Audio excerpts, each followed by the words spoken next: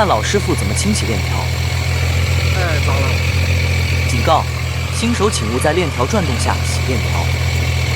第一步，在有油污的地方喷上中性油污清洗剂。第二步，用刷子刷有油污的部位。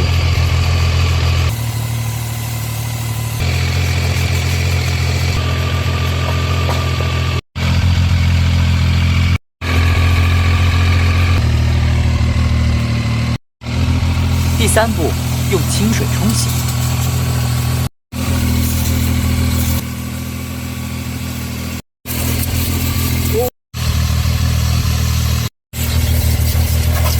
第四步，待水晾干后，上链条油，对着油封位置喷，少量多次，以防喷多。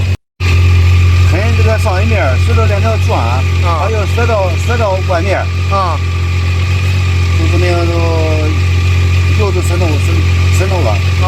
如果说你喷这一面，它油它不会往里渗，因为它转的时候往外甩，所以说你先喷这一面，它往外甩的时候，这里再连接一下就行。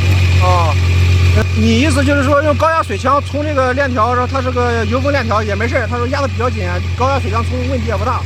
你不是说你很大的施压。一般的高压水枪冲没问题。这保养完以后锃亮。它不会说那种很稀的那种油。好的链条油它甩的话就甩不多，有一点儿。